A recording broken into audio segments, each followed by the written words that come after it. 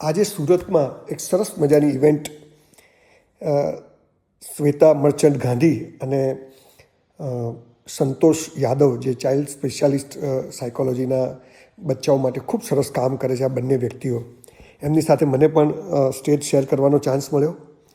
સુરતના બહુ જ સિલેક્ટેડ લોકો ચાલુ દિવસે 11 વાગે આવી બધી બાળકોના ભવિષ્યની વાતો સાંભળવા આવે એ ખૂબ જ કાબિલે તારીફ છે. એ માટે સુરતીઓને 100 સલામ.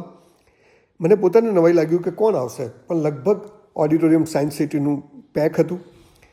યંગ લોકો, જે એક બાળકો, બે બાળકના પપ્પા મમ્મી હતા, એવા લોકો ખાસ ચાહીને આવેલા. અને મને પણ બહુ જ સારું લાગ્યું જ્યારે હું હોલમાં એન્ટર થયો ત્યારે ખૂબ ડિસિપ્લિનમાં ઓડિયન્સ હાજર હતું. હું ગયો ત્યારે સૌથી પહેલાં શ્વેતા મર્ચન્ટ ગાંધીનું બાળકની માનસિકતા ઉપર, કે બાળક કેમ ગુસ્સો કરે છે, બાળક કેમ તોડફોડ કરે છે, બાળક કેમ તમારું નથી માનતો, બાળક કેમ જમતું નથી, આ બધી બાબતો માટે મમ્મી પપ્પાઓ બહુ ગુસ્સો કરતા હોય છે કે છોકરો માનતો નથી. આવા સામાન્ય વાતો, પણ એનું સાયન્ટિફિક રીઝન આપી અને જે રીતે સમજાવ્યું, મને પણ ઘણી બધી વાતો નવી જાણવા મળી કે આવું હોય છે. એટલે આપણને એમ લાગે કે આ બાળક કેમ આમ કરે છે, પણ એ બાળક કેમ આમ કરે છે એનું ચોક્કસ કારણ છે. અને આ જો આજનું નવું જનરેશન, એટલે જે લોકોને બાળકો, 1 કે 2 નાના બાળકો છે, એ લોકો માટે આ સેશન ખૂબ જરૂરી હતું. ટેકનિકલી આપણને ઘણીવાર નથી ખબર પડતી કે આ બાળક કેમ આમ કરે છે, પણ એના ચોક્કસ કારણો છે ને, એટલે આમ કરતું હોય છે. એ વિશે શ્વેતાએ ખૂબ જ સરસ રીતે સમજાવ્યું.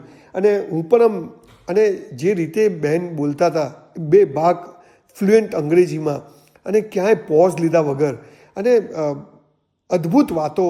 મને તો પહેલી વાર ખબર પડી કે પેરેન્ટિંગમાં આટલા બધા વિષયો હોય છે અને આટલી નાની નાની વાતો ઉપર બી આવી સરસ વાતો કરી શકાય છે. એટલે ખૂબ જ મજા આવી. ઘણા વર્ષોથી સોશિયલ મીડિયા પર એમને જોતો હતો, પણ રૂબરૂ સાંભળવાનો પહેલી વાર ચાન્સ મળ્યો. એમનો આખો પરિવાર હાજર હતો, એમની આખી ટીમ હાજર હતી. અને સુરતીઓ તો આવી બાબતમાં નંબર 1 છે જ, બાળકોના ભવિષ્યની ચિંતા હોય ત્યારે. એટલે ખૂબ સરસ ઓડિયન્સ હતું, બહુ સમજુ ઓડિયન્સ હતું. એટલે એ પણ એક વાત ડિલિવર કરવાની ખૂબ મજા આવે. શ્વેતાબેનનું પત્યા પછી ડૉક્ટર સંતોષ યાદવ કરીને છે સુરતમાં, એ પણ સોશિયલ મીડિયા પર બહુ જ સરસ એમના રીલ્સ અને વિડીયોઝ આવતા હોય છે. અને એ પણ આ જ વાત કરે છે કે બાળક કેમ આમ કરે છે, નાનું બાળક કેમ સ્કૂલ જવાની ના પાડે છે, નાનું બાળક કેમ હોમવર્ક કરવાની ના પાડે છે, નાનું બાળકને આ વસ્તુ કેમ નથી ભાવતી, આ કેમ ભાવે છે. તો બાળક જ્યારે જન્મે છે ત્યારે એના મગજમાં કેટલા ન્યુરો સેલ્સ હોય છે, 80 લાખ, એવું બધી કંઈક બહુ મોટી વાતો હતી. પણ મને નવાઈ લાગી કે ખરેખર આવું છે ને. હું જ્યારે ફ્લેશબેકમાં ગયો ત્યારે હું મારી જાતને રિલેટ કરતો હતો, અને મને એમ લાગ્યું કે અરે આ તો બિલકુલ સાચી વાત છે. એટલે એક આ વિષયના તજજ્ઞ દ્વારા વાલીઓને આવી સરસ મજાની વાત કરવામાં આવે કે તમારા બાળકને કઈ રીતે ઉછેર કરવો, તમારા બાળકને કેવી રીતે મોટિવેટ કરવું, તમારું બાળક જ્યારે જીદ પકડે ત્યારે એની જોડે કેવી રીતે ડીલ કરવું. તમારે એક જ વાત એને 50 વાર કહો છો ત્યારે જ એના મગજમાં ઉતરે છે. આવી બધી વાતો એવા સરસ નાના બાળકની જેમ સ્ટેજ પર એક્ટિંગ કરીને સમજાવતા હતા. એટલે મને તો ખૂબ જ મજા આવી. આમ હું જ્યારે હોલમાં ગયો, મારી બાજુમાં જ બેઠા ત્યારે થોડોક મને ધીર ગંભીર લાગ્યા. પણ જ્યારે સ્ટેજ પર જઈને ડૉક્ટર સંતોષ યાદવે એ વાત વાલીઓ સાથે કરી અને ડાયરેક્ટ કમ્યુનિકેશન કર્યું કે વાલીઓને કોઈ સવાલ હોય તો પૂછે, એમાંથી એ જવાબ આપે. બહુ જ સરસ રીતે બધું સમજાયું અને ખૂબ જ મજા આવી આ બંને સેશનમાં મને પોતાને તો. પછી મારું સેશન હતું. હું થોડી તૈયારી કરીને ગયેલો, લેપટોપ આઈપેડ લઈને ગયો તો મને એમ થયું થોડું પેરેન્ટિંગ વિશે વાત કરું. પણ આ 2 જણની વાતોની અંદર લગભગ મારે જે કહેવાનું હતું ઘણું બધું એમાં આવી જતું હતું. એટલે હું પણ થોડો કન્ફ્યુઝ હતો કે શું કરવું. પછી એમણે સમજાવ્યું કે તમારું નાનું મગજ પહેલાં જ નેગેટિવ વાત લાવે કે આ તો હવે શું કહેવું, પણ પછી બીજું મગજ એમાં એક્ટિવેટ થાય. સબકોન્શિયસ માઇન્ડની ત્યાં બહુ સરસ વાત થઈ કે સબકોન્શિયસ માઇન્ડની શું તાકાત હોય છે, એ પણ મને પહેલી વાર જાણવા મળ્યું. એટલે આ 2 મહાનુભાવોની પછી મારું છેલ્લે રાખેલું, એટલે જ્યારે મારો નંબર આવ્યો ત્યારે સુરતીઓ મને બહુ જ તાળીઓથી વધાવ્યો. લાગ્યું કે જાણે હું પહેલી વાર નહીં, હું કાયમ આ લોકોને મળતો, એવી આત્મીયતાથી એ લોકોએ મને વેલકમ કર્યું. અને પછી મારે શું કહેવું, તો હું હંમેશા જે વાતો કરતો હોઉં છું કે આપણું ઘરનું માહોલ જ એવું હોય. જેમ કે મેં મારા મા બાપને જોયા છે, એમના પરિવાર, એમના દાદા દાદી સાથે કેવી રીતે વાત કરતા હતા, એમના પપ્પા મમ્મી જોડે કેવી રીતે વાત કરતા હતા, એ બધા ભાઈ બહેનો કેવી રીતે વાત કરતા હતા. અમે જ્યારે ગામડે જઈએ ત્યારે કઈ રીતે દાદા દાદીથી માંડીને બધા જોડે વાતચીત કરતા હતા. આ હ્યુમન બિહેવિયર જોઈને અમે જે શીખ્યા, કેમ કે મારા બા તો સ્કૂલ નથી ગયા, બાપુજી પણ લગભગ 2 ચોપડી ભણેલા હતા, પણ એ અભણ મા બાપ, ભલે અભણ પણ ગણેલા, એ મા બાપે સંજય રાવલ પેદા કર્યો. અને સંજય રાવલને આજે ઘણા બધા લોકો સાંભળે છે, એટલે એક મારા માટે ગૌરવનો વિષય છે. અને હું જે કંઈ બોલું છું એ મારા ઘરમાં અનુભવેલી વાતો.